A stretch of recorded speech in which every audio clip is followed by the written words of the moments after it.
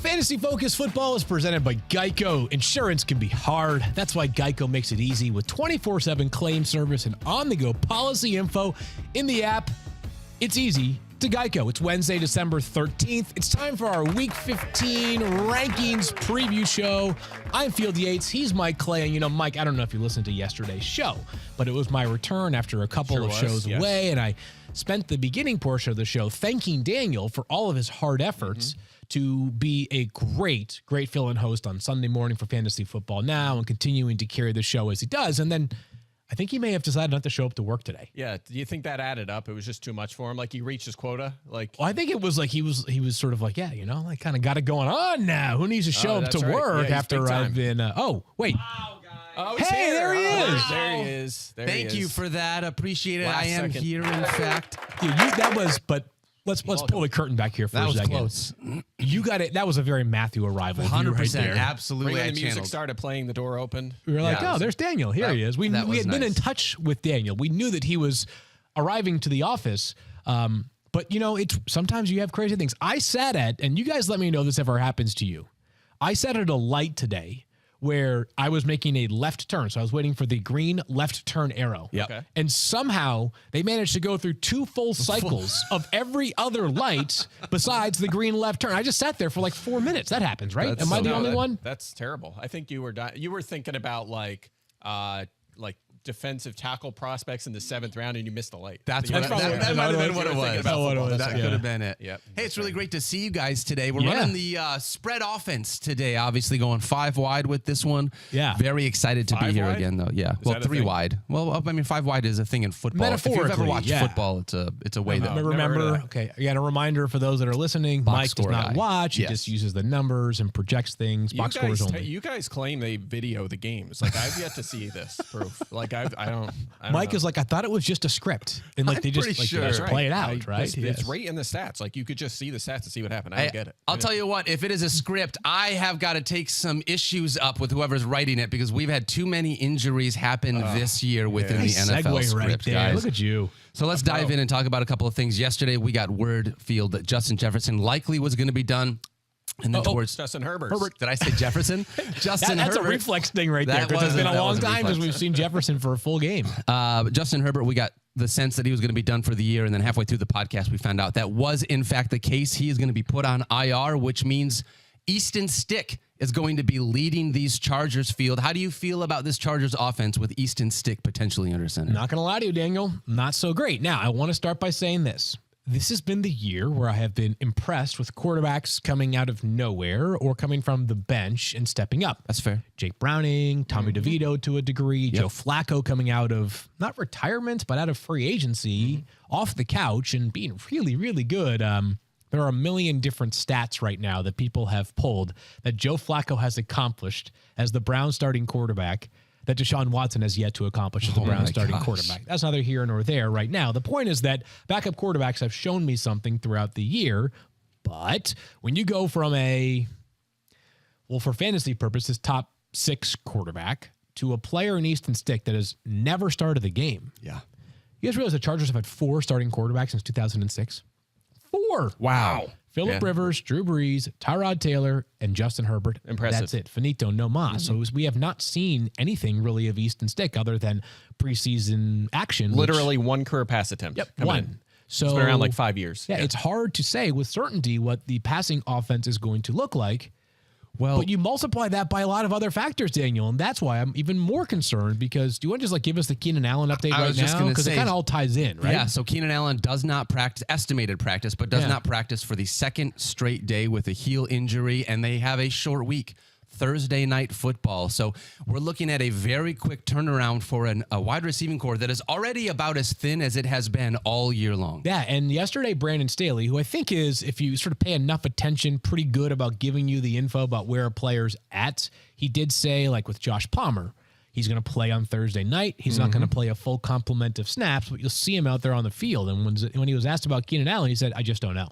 Yeah. And Keenan, of course, has missed multiple days of practice in recent weeks, but the tenor from the Chargers has been consistently like, yeah, we think we'll see him on Sunday. Feel pretty good about this one. So, that was Daniel. Oh, my goodness. He's a mess. Yeah, I thought a fire alarm was going off. So here's where I'm at. And we'll talk about this in greater depth tomorrow, obviously, because we'll have an official game status for Keenan Allen. Easton Stick does not eliminate Keenan Allen from my lineup if he's playing. No, I called it the Jamar Chase theory that you provided in recent weeks. Yeah, and I'll add this. 24 pass attempts for Easton Stick when he filled in for Justin Herbert. 9. Yeah. So almost 40% went to Keenan Allen. Good sign. 9 targets on 24 pass attempts. That's a good sign. And part of that is because they're thin at wide receiver. Part of it is because, like, when you're the, deer in headlights quarterback making your first meaningful action, you just find the best player on the field. In the case for the Chargers offense, and that's what you 13. want. Yeah, you say that a lot of times with these backup quarterbacks. Like, all right, like even for the Chargers now, like, and that's the reason why Allen might not play is it's over. They're not going to make the playoffs. They're not going to win the Super Bowl. But from a fantasy perspective, we're like, just get the ball in the hands of these guys. And he did that with 9 targets, too. Yeah. It wasn't just that. It was 5 to Ekeler, 4 to Everett, and then the rest were kind of scraps. But that's a good sign. Like, if we get that from a fantasy perspective, that keeps Allen as a lineup lock and maybe puts Josh Palmer on the flex radar if Stick plays. Well, he did have 179 yards, so he wasn't just like, it wasn't gross. Right. Like, he was at least getting the ball in the hands of these guys. So I would say that Palmer probably elevates to like, it's going to be hard for me to put him inside the top 30 because of the fact that, like, I won't put him that high. You mean if Allen's out? If Allen's out, yes. Because Brandon Staley said he's not going to play like a full complement of snaps. So if he's out there for 30 snaps, you're going to need the kind of efficiency that Keenan Allen got last week. Just hard for me to necessarily put all my faith in that in the first round of the playoffs. So this is a pickle. Like, I hope more than anything else that we just have clarity on Keenan Allen by the time the game status report is out. Now, obviously, it's a Thursday game, so you have plenty of time to pivot if you need to from Keenan Allen. But, man, I mean, we're at the point now in the playoffs where I guess it's sort of logical, right? But I was thinking about it like, I simultaneously really need Keenan Allen this weekend, and I also simultaneously, like, if I don't face him, my odds are boosted in different leagues, right? It's like a lot of the players at the top of the heap are on a high percentage of playoff rosters. Yep. If Keenan Allen's got to be in the top 10 because of how great he has been relative to where he was drafted, this is monumental fantasy playoff news if he is unable to give it a go on Thursday. Yeah, by the way, in that sort of vein, I know no one wants to hear about your fantasy leagues, but I've never had something like this happen to me before. We're just right there. This past week was the last regular season week. All my playoffs start this week. Justin Herbert on 4 playoff teams. Is that right? Yeah. 4 playoff teams. Like, to have that happen right before the playoffs, that was that hurts for you. That hurts a lot. It's gonna end up taking down some of my teams. Here in the show league. In the show league, that's right. I had Justin Herbert and Josh Dobbs as my backup quarterbacks. That's right. So I went to waivers last night. I haven't even had a chance to look because I've been doing stuff this morning. Yeah. I tried to pick up both Jake Browning and Matt Stafford for the fantasy playoffs. Oh, that's nice. I got Will Levis in my family league, so that was one. Yikes. In our dynasty league, I'm the 1 seed. I got to buy, thank God. But I had, How are you so good in our dynasty league against a bunch of other experts, but in your family league, you have got Will Levis, Mike. Off weight. Well, I had Herbert. I've been riding him all year. I didn't need anyone else. I used the bench for, receivers. Can I offer a thought? And I feel like backs. Mike will probably end up countering this, but Daniel can be the person that splits the difference here. Maybe it feels like there's been more quarterback injuries than prior years, and it's not that different, but it feels to me like there's been a lot of quarterback injuries. I think there has, yeah. Okay. So, and last year we had all these quarterback struggles. Yep. Usually during the preseason, we all advocate for like just drafting one quarterback, you're fine, even if it's a Josh Allen or a Jalen Hurts who are so good, right? Top of the heap quarterbacks. I feel like this might be the turning of the tides because I lost Justin Herbert in a league with my buddies locally here in Connecticut, and I happen to have Kyler Murray. So I feel fine, but I had a Burrow-Kyler situation, so I hear you. Yeah. It's fine, but like, it's a downgrade still. But I was looking at who, if I didn't have Kyler, who I would have been turning to. And I just think that even if we, the people that sort of are doing this for a living, say only draft one quarterback, I think most managers are going to be prone to drafting a second quarterback because of the possibility of being stuck in the mud with a lesser opportunity, whether it's a Will Levis, whether it's a, Tommy DeVito or something like that in week 15 of the playoffs, that I feel stronger about sooner in the year, next year, padding my quarterback depth than I have in prior years. Yeah, I think it depends on the depth of your league too. Like for example, my family league, there's no one really on waivers, right? Like I could have added Will Levis 4 weeks ago, but why would I keep him on my roster? There's no real sense in doing that. So, but if there's another league, the one where I had Burrow and Kyler, and in that league, most people just had one quarterback. So there's a point where Dak Prescott, I actually picked him up to stream him, I think, when Cincinnati had a bye, and then dropped him. Like he was just sitting on waivers because he was so bad to start, the first 5-6 weeks of the season. So in that situation, if you want to keep two quarterbacks, you can do that. I did that obviously with Kyler. It just depends who's kind of available. If there's a guy that has some appeal, but don't force it. Like just don't hold like Gerald Everett and Will Levis on your bench for no reason. If there's like, Chuba Hubbard or Zach Charbonnet or guys like that on waivers. So you just kind of pick your spots. But I hear you. The problem with that from a draft standpoint, though, is that when you're attacking quarterbacks that are kind of worthwhile like Dak or Kirk Cousins or anyone like that, or a breakout player, the opportunity cost there is tough. I mean, you're talking like 10th round. You want to be going after like breakout receivers and running backs where you're starting 2 or 3 guys. Which is funny because it was like, I feel like one of our like targets in the 10th round would just like insert Chiefs wide receiver here. Right. So it's like, you know what? I've been thinking a lot about Sky Moore lately and how it was just not to where his ADP went, and Jackson Smith and Jigba as well as another example of that. Yeah. George Pickens, like those kind of guys, they were going too high. Like the hype just got out of control. Totally. Yeah. And we just have to be that we're gonna talk about this after the season, kind of lessons learned from the season. Yeah. And that's kind of the area where I'm gonna go this year. I think that was my biggest takeaway. So that's a topic for another day, but I'm with you. Yeah.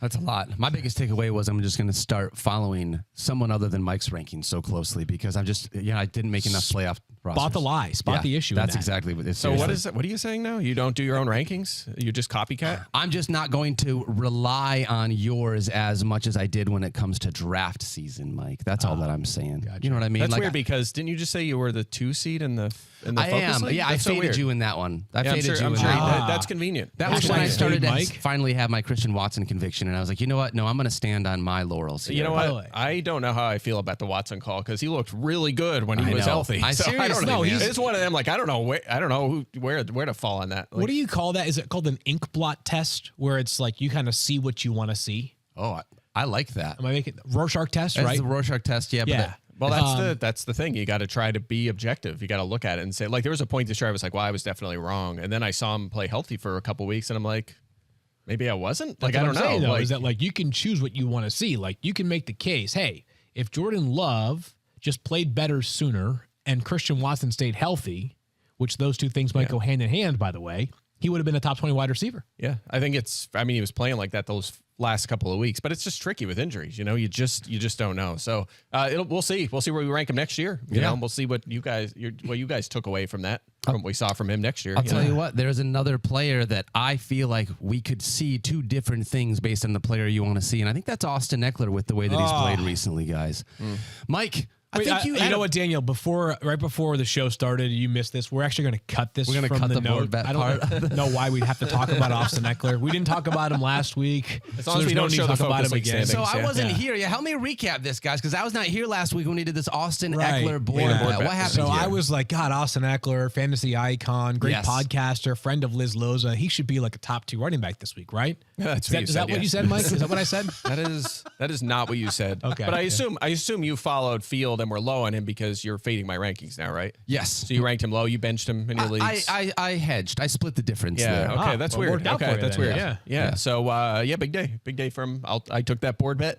For those that don't recall what we're talking about, we had a top 12 running back board bet for Austin Ekeler, who finished his RB8 last week. He sure did. He had a nice week. I felt a little bit fortunate. I mean, it was nice. He got in the end zone. He chased the volume. He scored. But they did follow through with lightening his workload as a rusher. They did, yeah. And it wasn't Josh Kelly. It was actually Isaiah Spiller, who they took a long look at. Yeah. So not a lot. I mean, Spiller had 6 carries and 12 snaps. Kelly 3 carries and 7 snaps. But I actually have Ekeler lower this week because a part of why I liked him so much was the matchup, right? You just have such a high floor against the Denver defense, and that's kind of what he delivered. The matchup won't be quite as easy in this one without Justin Herbert. We expect him to score less. And obviously the Raiders have been maybe not obviously, but 7th fewest fantasy points to running backs, so they've been decent. So have them lower in this one, fewer carries, still a big passing game workload, no Herbert.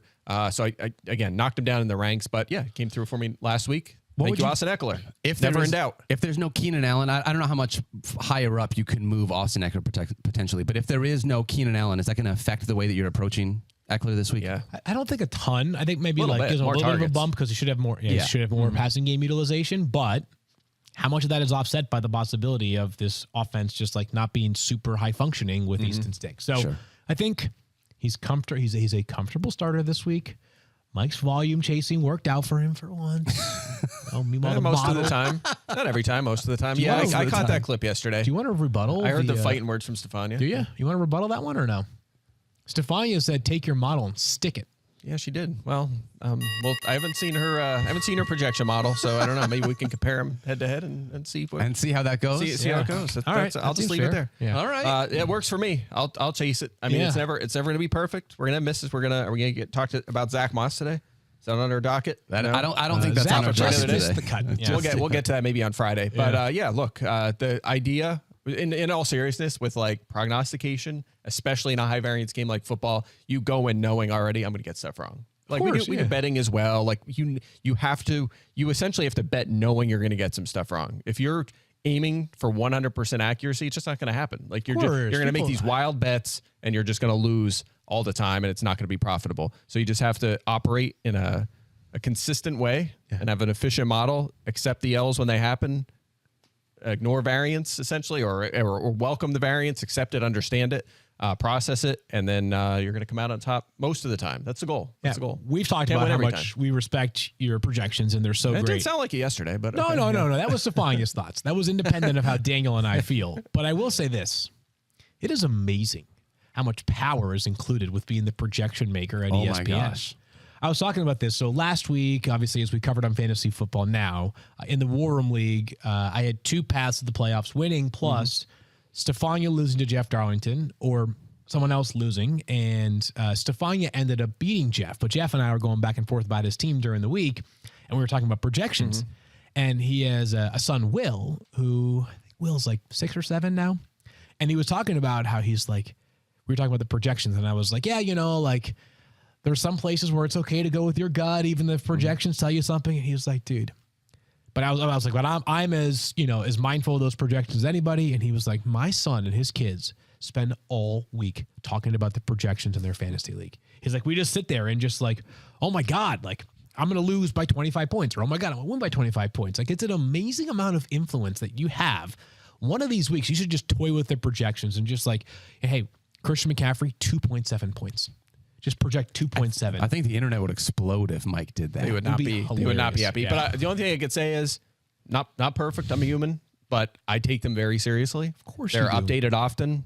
Like last night, I was up for 2 hours just tweaking IDP projections. Right. So it's the only thing I could say. Like, love them or hate them, I take them seriously. I am a nerd.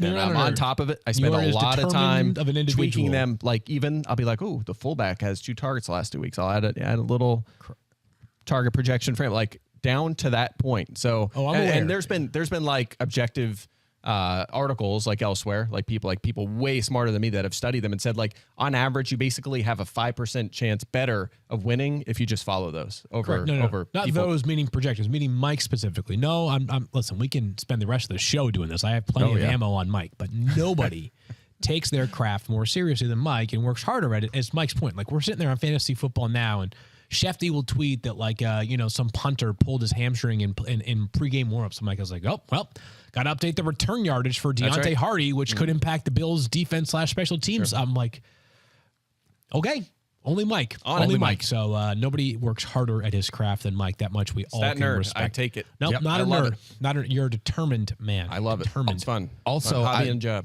The only thing that I will say to quickly counter that is, Mike, you said that you are. Well, you said you were like, I'm a human like everyone else. I still think you're part human. I'm not convinced that you don't have a little bit of AI or some kind of machine in you. What's it called? Grok or something like that? The new thing on Twitter? Yeah, that's I thought it was Gronk at first, but I think it's Gronk instead. I thought this Gronk. I'll take some Gronk. I thought Gronk was like a post-career move, just like, I'm going to go into AI. I think everybody wishes they were Mike and Gronk are pretty similar, come to think of it. We're basically the same. Yeah. I mean, All I right. can't pick out the differences. Let's Anyway, should we dive talk into- about other stuff? Yeah, let's talk about some let's ranking backs. I got a wide receiver I want to talk about as well, but we got a couple people we want to bring to the table to talk about for week 15. Yep. Let's start with James Conner. This was my nomination, so I'll take this one, Daniel. I am curious just how much confidence we should have in James Conner, because the last time that we saw Conner, he had his best game of the season, found the end zone, had over 100 rushing yards, was a 0 in the passing game, though. Now, plays the 49ers. The Cardinals have relied a decent amount on Michael Carter in the passing game out of the backfield, claimed off of waivers from the Jets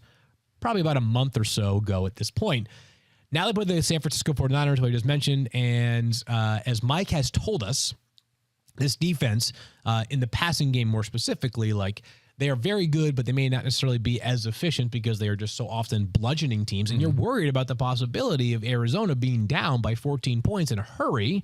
And then all of a sudden, it's more Michael Carter than James Conner.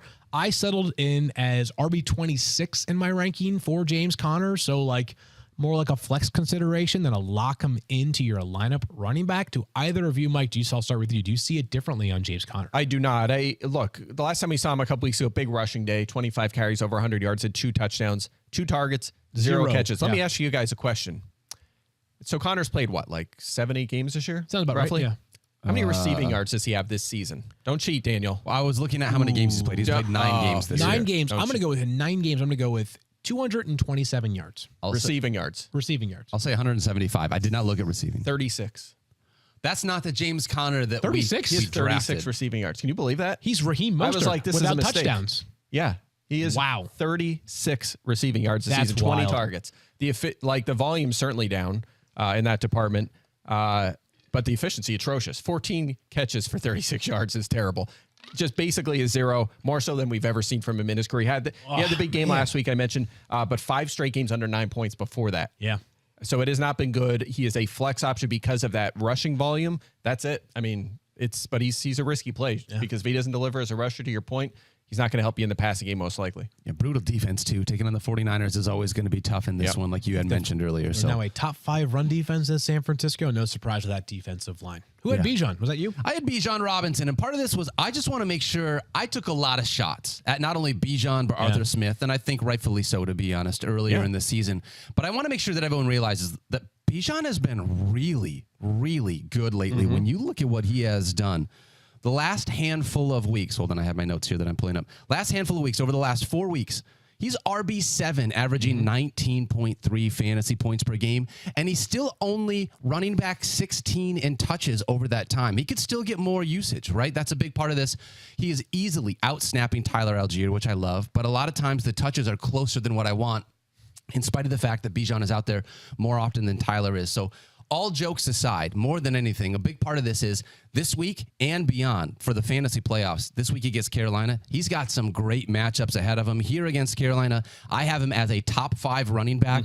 All things equal, all things jokes aside, and like I said, I just have taken a lot of shots at Bijan. I want to make sure that people realize how good he has been recently given the increed volume. Yeah, I was just going to say, just to be clear, you didn't take shots at Bijan. It was No, his it was just a situation. Yes. Yeah, and I'll just add, 19 and a half touches a game. I'll take that because a lot of it's in the passing game as well. And they are using Algier a little bit, and Cordell Patterson arguably has passed Algier on the depth chart. It's very close between those two. But yeah, right, he's been great. And Carolina, terrific matchup, 3rd most fantasy points to running backs. And these teams played in week 1.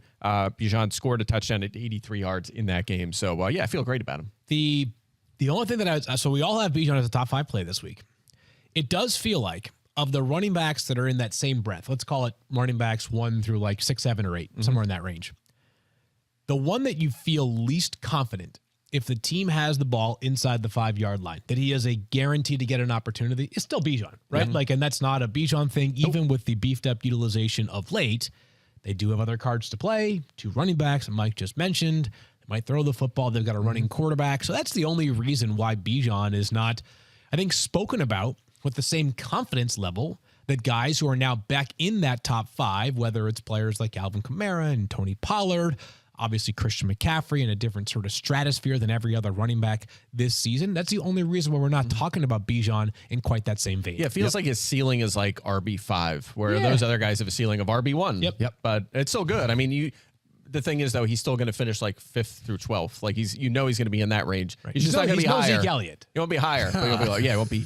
Yeah, not after what we saw last week. Which We'll get to him in a Zeke in second. just a moment. We'll get to him. We'll get to him in a minute. Yeah, I just love that he's getting more passing game usage, and the fact Carolina, Indy, and Chicago over the next 3 games. Those are some great matchups for Bijan. So I have him as a top 5 guy this week. Just want to make sure we give him some flowers with all the negative stuff I have said about the running back so far. Totally. All right, let's talk about Zeke Elliott. You just mentioned him, Field. Who's got him? Okay, I've got Zeke, actually. That was me. Okay, My nomination. I have Zeke as a top 8 running back play this week. Yeah, I could have had him higher. He's right in that mix. There's like a RB tier 11. there. Yeah. So let's just talk about and obviously I was not here on Friday, so I know you guys touched on Zeke in the performance from Thursday night, but just sort of reiterate here. So let's assume that Ramondre Stevenson is out this weekend, which Shefty reported that's probably a multi-game absence for him. So we're 1 in, at least 1 more to go. The Patriots offense, first of all, in the first half, functioned higher than it probably has since the first couple of weeks of the season. Sure has, yeah. Zeke's usage was off the charts, though.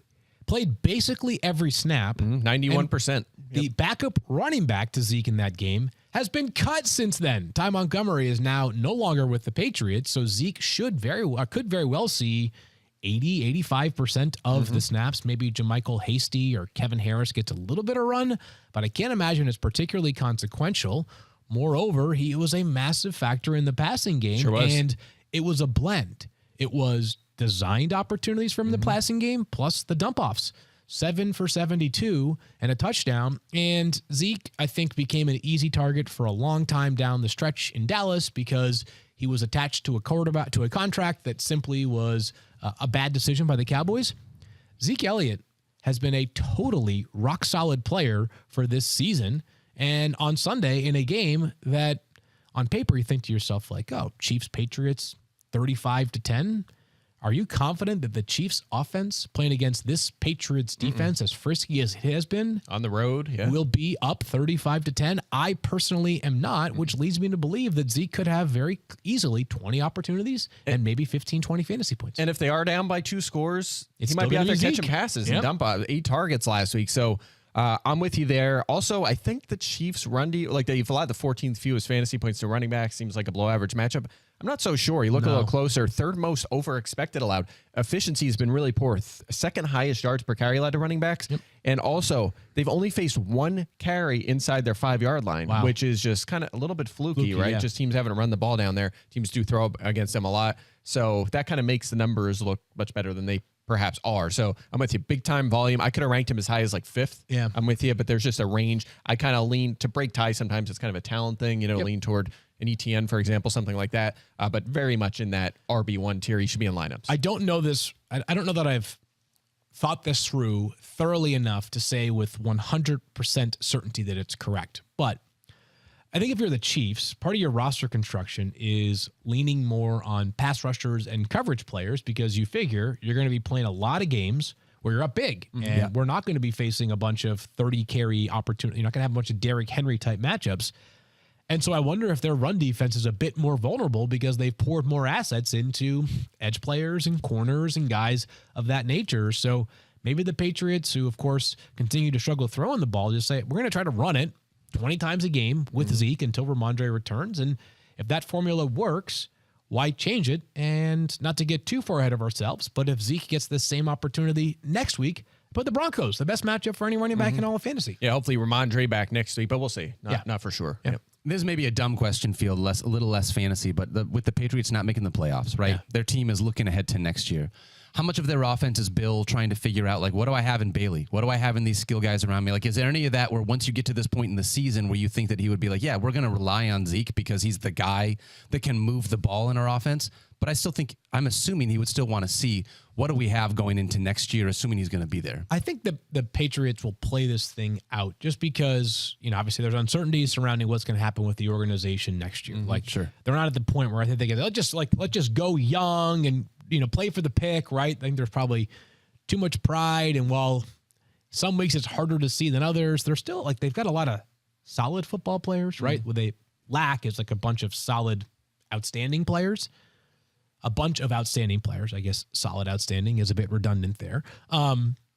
I think they'll just continue to treat it like they want to win games. Yeah. That's my sense. And they don't have a bunch of young talent to turn to. By the way, they're looking at Zappy as like the 2 next year. Like he's not playing to be the starter unless it's a bridge for a few weeks, right? Because they're going to be in the quarterback market. If they're not, it's a big mistake. Jaden Daniels, welcome to Foxborough. Totally agree with that. Part of the question, based on the conversation that we had earlier, is he the 2? Do we think that he can be the guy coming into this? That's what he's interviewing for, basically. Exactly. I hear you. Yeah. Tell you what, I mean, he's far from perfect, but he was waived at one point this season. I wonder if teams sort of say to themselves, like, maybe we should have just rolled the dice there. Yeah. Don't you think what we saw in the first half on Thursday night was better than what we've seen at times from quarterbacks around the NFL? Absolutely. Yeah. I mean, I just think like my strategy, if I were a GM, would be to treat those second draft opportunities pretty seriously. A guy still on a rookie contract. Yeah, whatever. Why not? Because what's the harm if you claim him and 2 weeks later you're like, yeah, he stinks. Just waive him again. Yeah. I think we might see more of that now as teams are going to take that spot a little bit more seriously. All right, I got a running back I want to talk about as well. Monty? This one hurts. Yeah, David Montgomery. Here's what's tough about this one. Well, part of the reason why I want to talk about this, right? You look at David Montgomery to me. David Montgomery's running back 8 on the season. He's a top 10 running back. He has been fantastic, right? But part of the problem for me in this one is the idea that when I look at David Montgomery, I just don't see a top 10 running back here in week 15 against the Denver Broncos, right? So when you can't just look at this player card and be like, wow, I got a top 10 running back that I'm throwing out there.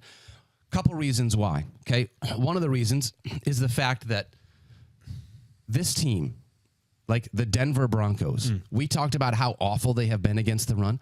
That's not been them lately. Over the last 5 weeks, they've allowed the 12th fewest fantasy points to running backs. They've been a kind of a joke that we talk about how bad Denver is against the run. They've gotten a lot better recently. So not only is this defense quite a bit better than I think a lot of times we give it credit for, not you guys, but like when we talk about it, we can easily take advantage of the Broncos' run defense. The other thing is just Jahmyr Gibbs looks so good. That's the key, yeah. Easily outsnapped David Montgomery over the last 3 games, 120-78. I know that they are still neck and neck in touches, right? And David Montgomery is the guy that if you're going to have someone at the goal line, he's going to be that guy. But given what this defense is, given how much they are utilizing Jahmyr Gibbs with how much he has come on, there's so much juice in that kid. You can see it. Yeah. I have David Montgomery outside of my top 20. I actually think I have him as running back 20, which to me, when you have a guy that on the season is RB8 and I've got him outside the top 20 heading into my fantasy playoffs, it's like, but why? What's the reasons why? So more than anything, I just wanted to talk about why I have a guy that even though he is top 10 in the season, he's not a top 20 running back for me here in week 15. You know what's so funny is I feel more optimistic in David Montgomery and I have him lower in my ranks than you do. Really? Yeah. Do you feel more optimistic than that, Mike? Let me give my reasons why. Go ahead.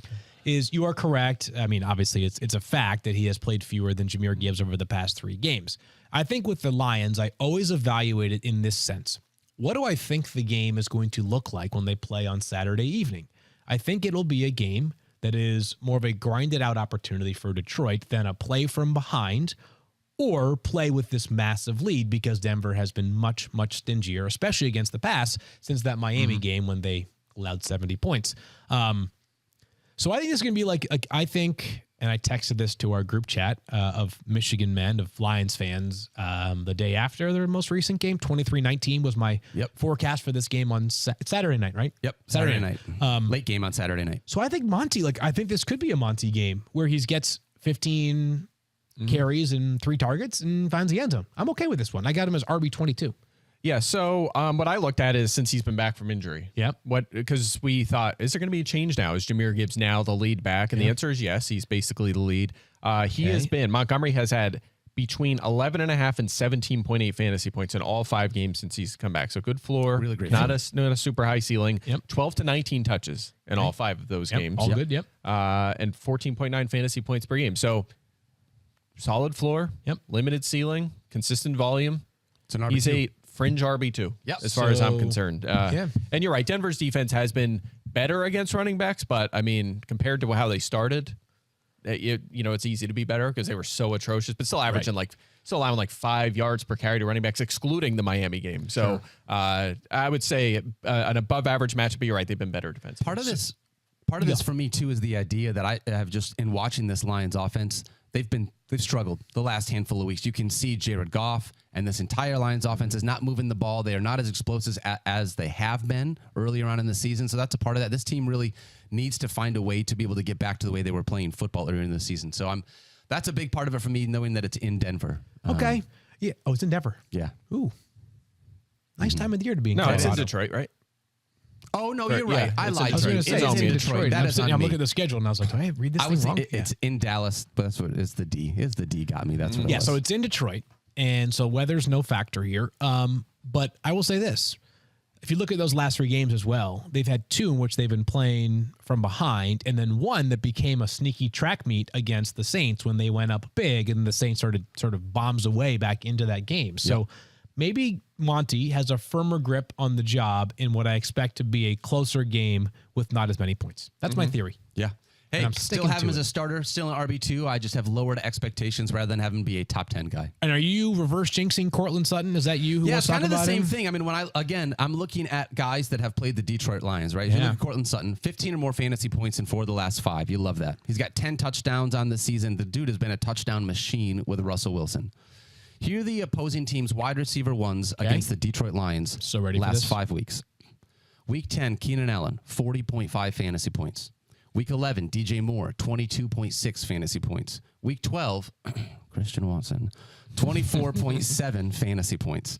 Week 13, Chris Olave, 16.9. And then week 14, DJ Moore, 26.8. Chris Olave had the worst game, and it was 16.9 fantasy points as the wide receiver 1.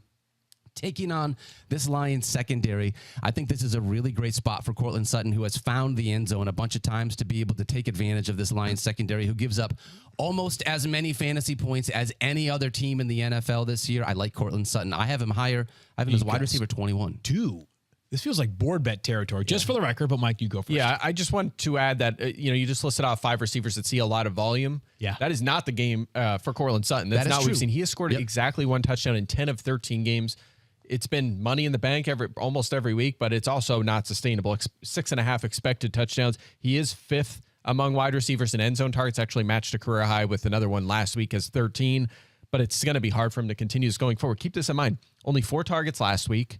He has 7 or fewer in 11 of his 13 games. He is outside the top 30 receivers in targets, catches, and yards, but second in touchdowns. That's fluky. Yeah. He's been the poster boy for touchdown regression of the mean the last 2 years, or one of the poster boys, because he's been so low. It's going to be the opposite next year. He's overcorrecting this year, and you just wonder when the other shoe's going to drop, and when is he going to go 4 straight games with a touchdown? That's what concerns me with Courtland Sutton, and that's why I have him 27th. I still think he's a wide receiver 3 because of that limited volume. He makes me nervous. 27, 21. I'm on the Mike side here. Ooh. Split the difference. You get to wide receiver 24. 24? Interested? I'll take it. Interested? Yeah. Same. Yeah. Because I'm on the low side. Yeah, sure. Okay. Go ahead, I Daniel. say that Courtland Sutton is a top 24 wide receiver in week 15. I'll say Courtland Sutton is not a top 24 scoring fantasy receiver in week 15. Put it on the board. Just for the record, I'm also on the Mike side. I didn't say it because I was afraid of us being out of sync and it coming across as awkward. And then we would have lost. Like he would have Right. He would have It was heard that, bad and then he karma. would have. Correct. That's right. He would have definitely scored what it that. would have been. All right. That's Fun. smart. That's smart strategy right there. All right. Do we need to bother doing board bets anymore? I've been roasting you guys throughout the season. I don't know about that. I don't know about that either. I don't know about that. sure about that? I'm like 1-0 in the last week. That's a good point. 100%. Actually, tallying they're them up. actually being tallied. Dave, our producer, I does a think great there's job with that. if I'm losing, I think a few were missed. Like I'll just say that now. Like they probably overlooked a few. You know Like what's funny Presley is travels. Like I tried challenging a red zone question once this year because I was like, oh, you did? I had made this joke. I made the Christian Watson. This was when he was still struggling, and I made like a Christian Watson air yards joke, and then answered like yes, like would he have? Like, the question was like would he have like 75 or more receiving yards? And I was like, what, air yards? Yes. My answer is yes. My brain, I guess, went to air yards, and he ended up with 12 receiving yards, of course. And I was like, no, I totally had Christian Watson under 75. What are you talking about? And at that point, it was like one of my rare good weeks this year in red zone. So I think that I've learned my lesson. Don't ever bother challenging red zone questions. No. Because you're probably or challenging air yards. misremembering. Good, Yeah. You deserve that for making fun of air yards. God, the Air yards are funniest awesome. tweet went around about intended air yards yesterday. Our buddy Ian Hartitz had a great tweet that got quote tweeted. It's just so funny. Like, these stats that are relevant in some ways, right? Like air yards do matter. They can portend certain things, but they can also at times be a little bit less impactful when you have players like maybe a Marquez Valdez-Scantling who might be high in air yards or yards per route run or just yards actually run on each route and then not be very good fantasy football players. Very frustrating. I mean, you have to look at more than that. No one is saying just look at air yards and that's it. End of the But here's the problem. Is that on Twitter, even with the dumb ability to now tweet 10,000 characters at once, I still think of Twitter. I still view it as like that's my bite-sized content, right? That's if I want to go read thoughtful stuff, I go read the playbook or I go read, props that pop or you name it, right? If I'm looking for just like bite-sized content, like, Samaje Perine played 42% of the snaps last week, and I need no context beyond that, I go to Twitter still, right? And so when someone tweets about air yards, people just get mad because they're like, take your air yards and, and put that in your pipe and smoke it, man. I'm more concerned about targets or whatever. You'll be shocked to learn that I see those kind of responses all the time when I post stuff like that. Okay. So I'm like, that is shocking. I would have not guessed that. I think we should go with less context now going forward. Just be like extremely anti-context. You have to find every little thing when you post something. Anyway. All right. Let's talk about some quarterbacks here coming up in a minute. But first, Field, we found out that we are actually late on Mike's salary, so we need to pay some bills here real quick. Gosh. Sorry, Mike. Thanks. Are you overwhelmed by insurance? Yes. Make it easy. Get all your insurance in one place with Geico. Plus, get 24/7 claim support and on-the-go policy access with the award-winning Geico mobile app. See how easy insurance can be and go to geico.com. Catch all your favorite sports live with Vivid Seats, your home for every tackle, slap shot, and buzzer beater. Plus, with Vivid Seats rewards, you can score free tickets, surprise seat upgrades, an annual birthday discount, and more. They're the only ticket company in the game that rewards fans for every purchase. As the official ticketing partner of ESPN, Vivid Seats is offering you $20 off your first $200 ticket purchase with the code FFF. That's code FFF. Give this gift of Vivid Seats this holiday season. Visit vividseats.com or download the app today. Experience it live.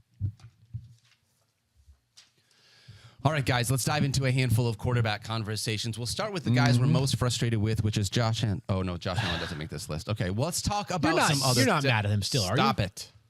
Guys, are you? I can't. This still can't be a conversation. All right, let's do this. Really, I'll make this really quick. I'll make this very quick. I was very quick about Josh Allen. You can know. I just don't know if you've changed your mind on it. You haven't. I haven't changed my mind on Josh Allen. No, I'm still frustrated on Josh Allen. Here's why.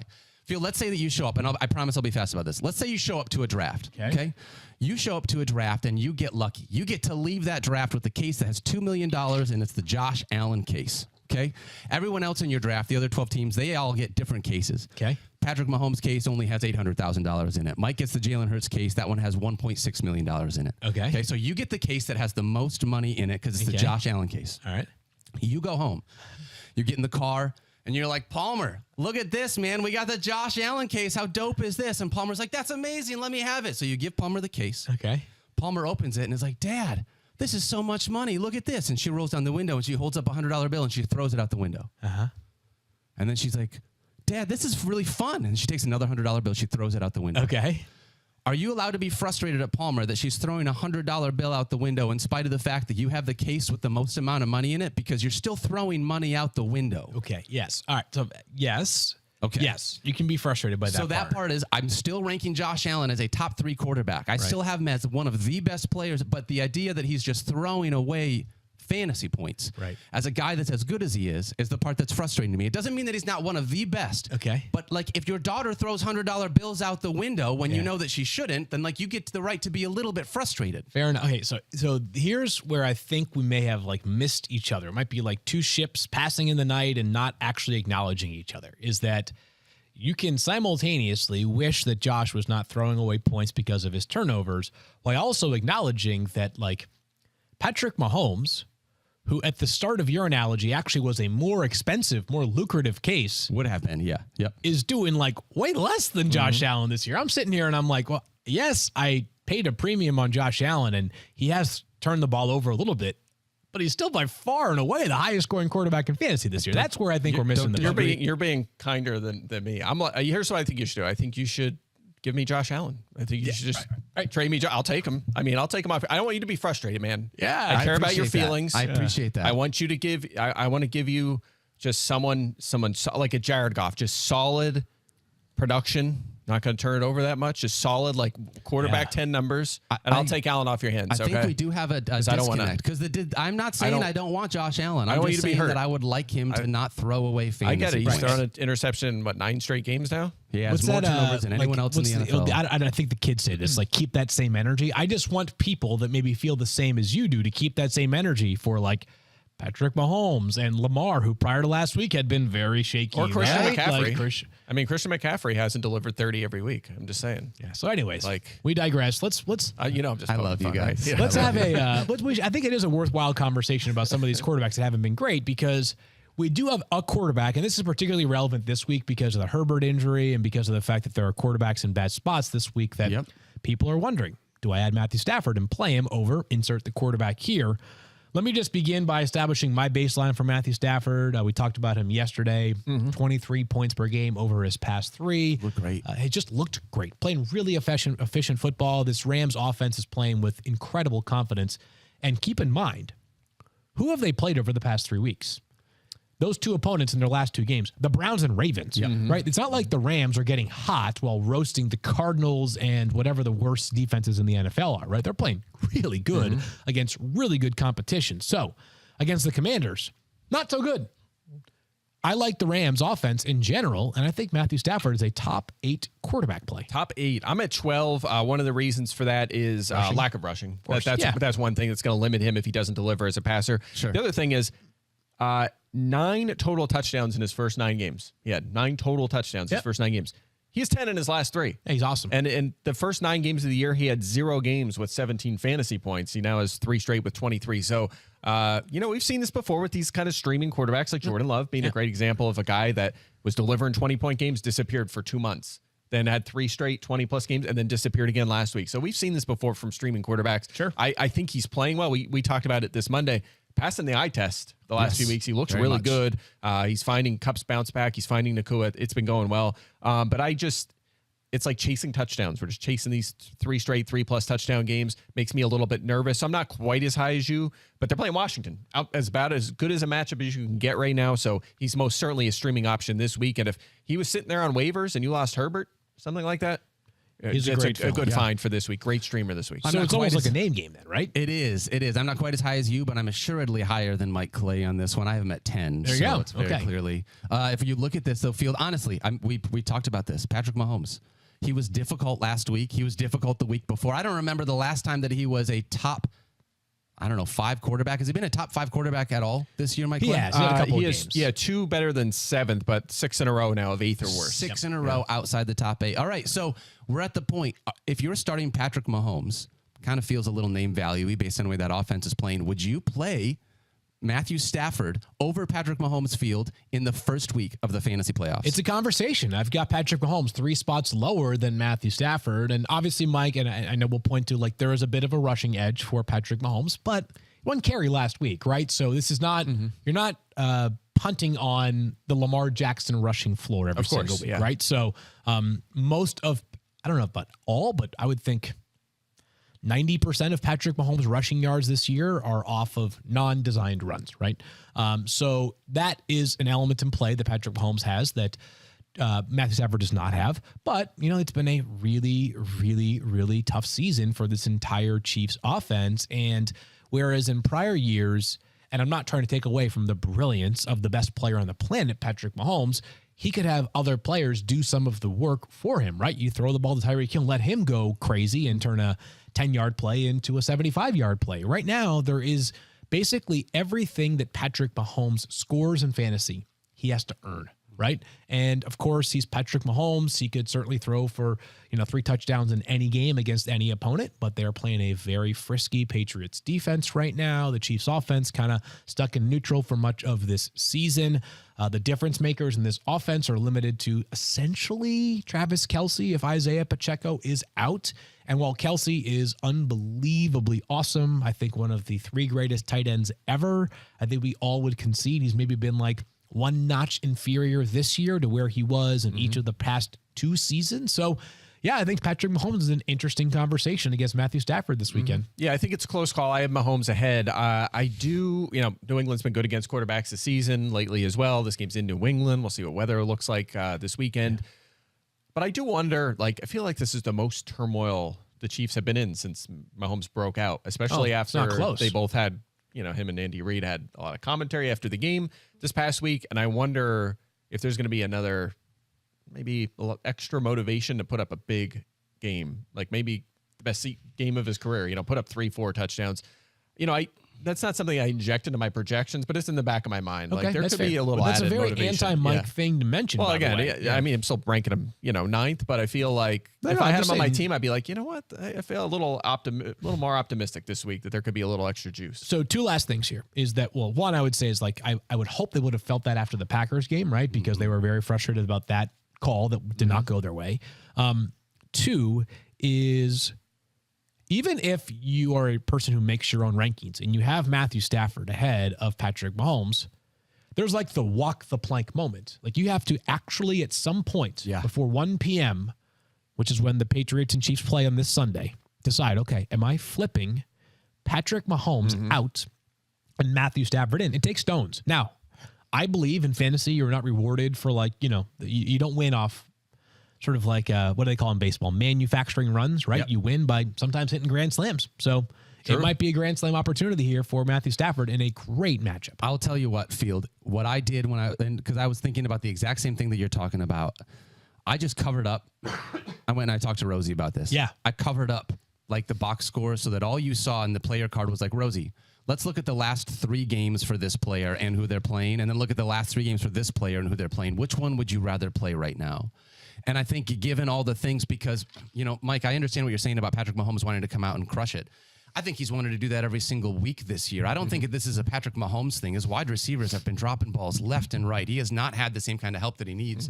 So for him to go out there and drop a major game, I don't think that's on Patrick Mahomes. That's on all the guys around him to be able to pick up what they're doing. So when I look at just the box score, which is the hardest part to be like, take the names away from it, that's how I make the decision. All right, I'd rather have Matthew Stafford this week than Patrick Mahomes. Oh, it's interesting. Mahomes finished, 17th in fantasy points last week? Where does he jump to if Kadarius Toney lines up a few inches backwards? It's got to be like 8th or something. 7th. It would be. I feel a little differently about it. Such a game of inches, right? It really is. And Keith is always the best of reminding me, though, is that there are 25 of those plays per week. 100%. That hey, where does whatever Jordan Love wind up if he makes, one extra pass here, various things there. So, but you're totally right. I mean, it was an awesome play. The rule of cool was certainly defied on Sunday afternoon, although I don't feel like relitigating that conversation. Yeah, right, that's a lot to get into. That's a lot to get into. Let's talk about another quarterback, honestly, that has had some struggles recently.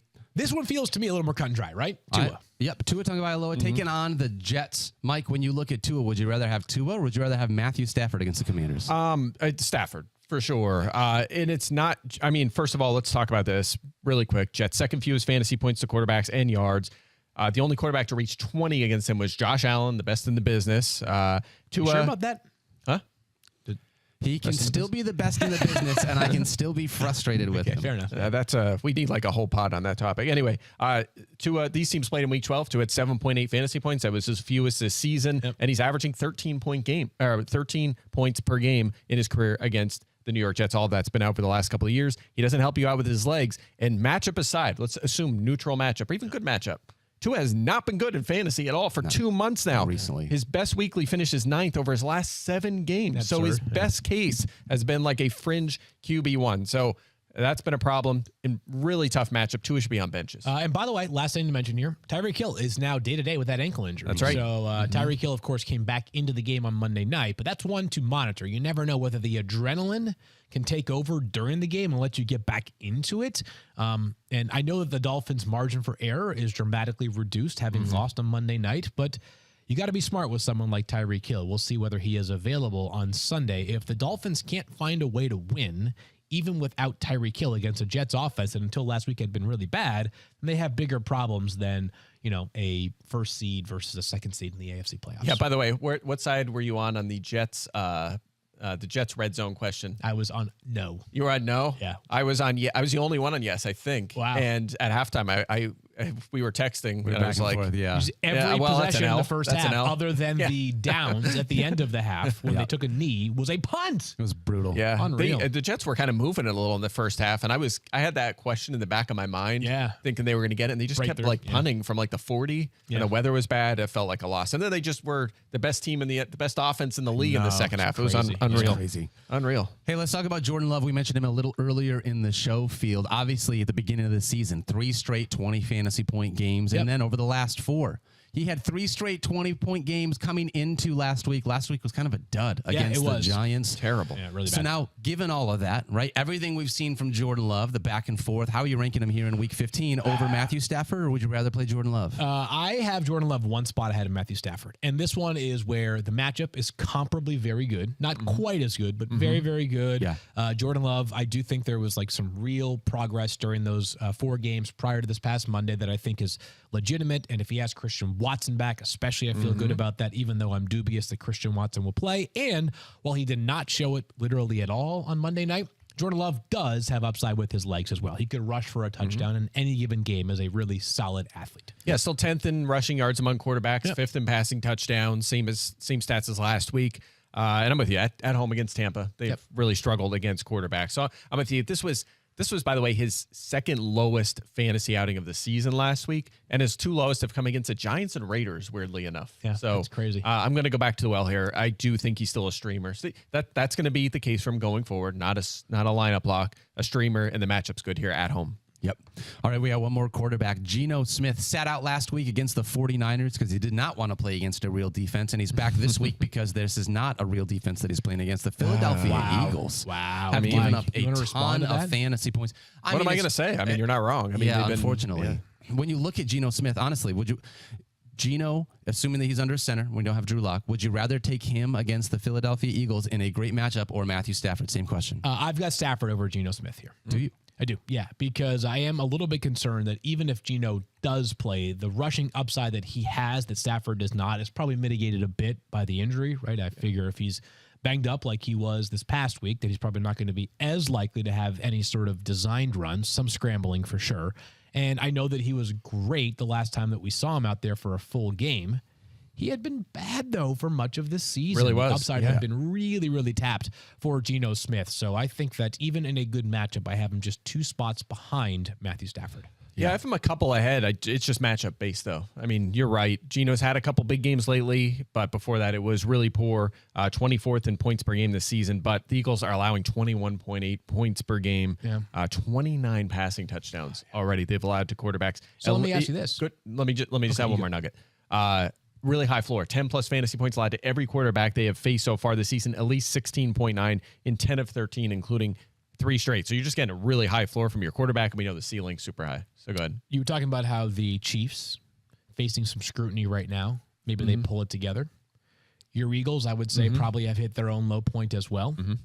Do you, and maybe this is like your ability to sort of see it, not just as an analyst, but as a fan of this team as well, do you have any confidence that they can kind of sort of muster up some courage on Monday night and play better defense? I think so. They just played Dallas and the Niners, 2 of the best offenses in the NFL, maybe the 2 best offenses in the NFL right now. So there's that. I'm picking them to win. I think they go into Seattle and bounce back win. I don't think they lose 3 in a row, but it's definitely in jeopardy.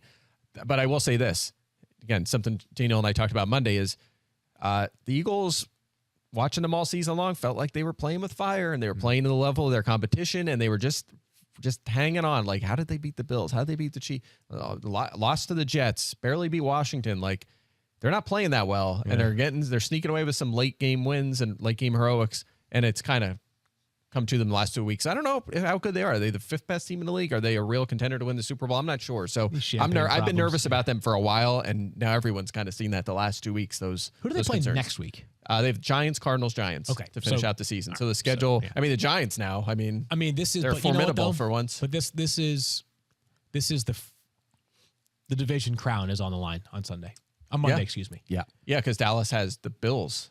Dallas has a really tough schedule. It's actually they do. Bills and the Dolphins and the Ravens, maybe. They've got a tough schedule down the stretch, but yeah, if the Eagles win on Monday night, you feel really good about their chances to go 14-3 and winning that division outright. Mm-hmm. That was Mike Clay, as emotional as I've ever seen him. I know, it really was. Yeah. That's when that's kind of, I used to be a really, really emotional Eagles fan growing up. Yeah. Going to the games a lot, watching them, like that was all about the Eagles. But in this job, you have to be objective, right? That kind of, you lose a lot of that fandom. I spend it on, for a while, it was the Flyers, NASCAR, whatever. It's not, but once the playoffs roll around, or when I can just hone in on an Eagles game, on like a primetime game, that's where it starts to come out a little bit more. Heck yeah. Certainly, Those I save a lot of it for the playoffs. So. That's fair. Hey, it should be a very good one this week. All right, let's do a show league. Or I was going to say, let's wrap up with a quick show league update here. Why did we ever let Trophy Smack into our fantasy league? Well, because if you want to get yourself a trophy, that's why 10% off with Focus Belt. You head over to TrophySmack.com. They have been so good. First place this year, Trophy Smack has been. They have been crushing it. I came in second this season. Well, no, that's me. Just like you're mad, like I'm mad at online, right? You're my handle, like I'm your handle in this one. So just so people are clear, I'm a secret squirrel. Yes. He's Miller Lite Mike. Yes. Okay. Crushed that. Metalcore Fantasy, JB Brubaker came in third. Love that. Stefania made the playoffs. Fields, you also made the playoffs. Despite going 5-13 in my last 8 matchups, I made the playoffs. Oh, my goodness. 10-0 start. Yeah. You beat me by 0.2 points this past week. Our researcher, Kevin Pulsifer, got in. Mike, I see that there's a 12 next to your name. Oh, no, that's not me. Mike has one bad fantasy team literally in the history of his existence. Look how tight existence. that was between you and Eric. Like 7 and... I think I was ahead of Liz last week. The amazing part is that if Mike had beat me this past weekend and I beat him by 0.2, Mike would have gotten 2 extra wins and catapulted all the way to 8th place. That'd have been crazy. So it's a narrow margin for error right there for Mike. So playoffs, let's go. I've got Stefania. That makes me nervous. Don't be facing Stefania. Trophy Smack has a bye. I have a bye, and then Metalcore Fantasy takes on Pulsifer. Yeah, the bye is nice, especially when I don't have quarterbacks. I was able to just pick up both of them, and I'll figure it out next week. Let them earn it this week. Exactly. Yeah. Right? Matthew Stafford. It's great and Jake to have Browning. no teams on a bye in real NFL games. So glad about that. That's right. So Nick Mullins or Easton Stick, see who plays better, and fire him up next week. You know what I love? Is that what we doing? You know what I love is everybody here knows how dedicated and how tapped, how resourceful Adam Schefter is. Mm-hmm. Him and I spent a long time on the phone last night talking through quarterback options because in the War Room League, he's in the playoffs as well. He has Justin Herbert with no backup. I mean, I love his dedication to fantasy. Love it. Yeah, yeah, it's intense. Great. It's Yeah, very intense. I think Mullins is gonna be interesting. Remember, he had some success with Kyle Shanahan and Kevin O'Connell knows what he's doing. He's had success up there. Contractually obligated to say this. Nick Mullins has the second most passing yards by any quarterback in his first 16 starts in NFL history, trailing only Brock Purdy, Patrick Mahomes. Oh, wow. Obvious one. How that? Yeah. So Nick Mullins can sling that thing. Yeah. He's out there. Hey, I believe he might be. I think I had him in our Dynasty League. Did I? Oh, did you get him? I don't know if I got him or not. I'll find out right now. I did not get him. Someone. Oh, no. You know what? I think 2 non-playoff in our Dynasty League, 2 non-playoff teams added Easton Stick and Nick Mullins, and I was like, what? They spent like all of their fab. Are you kidding me? That's what happened? Yeah, I thought it was an odd decision, but that's me. I'm trying to add quarterback. Can't take that money with you. I lost Watson and I lost Herbert, so it's Geno and Russell Wilson. That's why I'm riding into the playoffs. Wait, that's hilarious. Did you see how much Easton Stick went for? One of them went for 97 out of 100, I think. 97. Easton Stick went for $96 to a non-playoff team. I don't get that one, but whoa. Hey, wow. Hey, is what it is. Late in the year now, you don't really need your fab, so if you want a guy, spend it. Fields, you mentioned Adam Schefter and his dedication to fantasy. He's not the only guy that is dedicated to fantasy. We had an entire league full of veterans this year. It was awesome. That was super legit. We just want to give a big shout out to everybody that joined us and was a part of the Veterans League this year. It was so much fun. How is the playoffs working, Field? We're breaking this thing down where we've got a bunch of different fantasy leagues, and then what's happening here? So the top 4. 4. Well, it's a top 4 from every league, excluding us. Yeah. Excluding the people from the ESPN staff are in the playoffs. So you're going to see in a moment, we're going to roll the names of those that made the playoffs. So if you were in the top quarter of your 16-team league, congratulations, you have moved on to the playoffs. It's going to be Scott Fishbowl style, kind of tournament style here to get us through the next 3 weeks. So continue to set your lineups and be prepared for somebody to achieve the first ever championship of the Fantasy Focus Veterans League. Yeah, by the Very way, cool. I'd like to apologize to my league mates because only 3 of them got to get in because I made the playoffs. So I took one of them playoff spots, so sorry. Playoffs? Playoffs? Sorry. Yeah. Playoffs? Now, my league, by the way, was awesome. So many trades, so much activity, so much chatting. Awesome league. Everyone wants to get together and keep going next year, the same group. So shout out to my league. It was great. And we're going big next year. So we Yeah, we have to are. work Yeah, we're through gonna some of the expand this thing. mechanics there. But if you thought this year was cool, wait till next year. Yep. It's going to be Heck yeah. awesome. It was very cool. All right, so stick around and you can see the entire scroll of all the veterans that made the Fantasy Focus Veterans Playoff League. It was very fun for Field and Mike. My name is Daniel. We love you guys. We'll be back tomorrow. Field and I talking Thursday night football as well as our Week 15 preview part 1. We're already talking Week 15. It's right on our Saturday doorstep. games, 3 of them this week. I am pumped about it. Thanksgiving slate. We love you guys. Don't forget to love each other. Be kind to yourself. We'll see you tomorrow. That was so good. That was great. That was slow. Slow-mo? Yeah, slow-mo. There you go. That's my league at the top there. Corona Mike. Corona Mike. Doc McStuffins, Dak be nimble, Dak be quick. Made a DJ's nice comeback to get doppelgangers. in. I like that one. That's my league right there. Wow. There you go. Oh, Phoenix Put us today. at the There we top. go. There's Prestige worldwide. names. we got 96 here? bucks on Easton Stick. Matthew Berry's firstborn. Can Misses someone this explain that to me? I love that. What else do we got here? Any good names? I'm looking for good names. The Miss Wet Bandits. All right. Laporta Potty. Laporta Potty's pretty good. That's not too I haven't bad. heard that one. That's pretty good. Hingle McCringleberry. That's always a classic. Wait. Yep. I am just laughing at these Hertzlocker. waivers. Hope you want the junk dogs. I don't understand that, but I'm in on Star Wars references. Mm-hmm.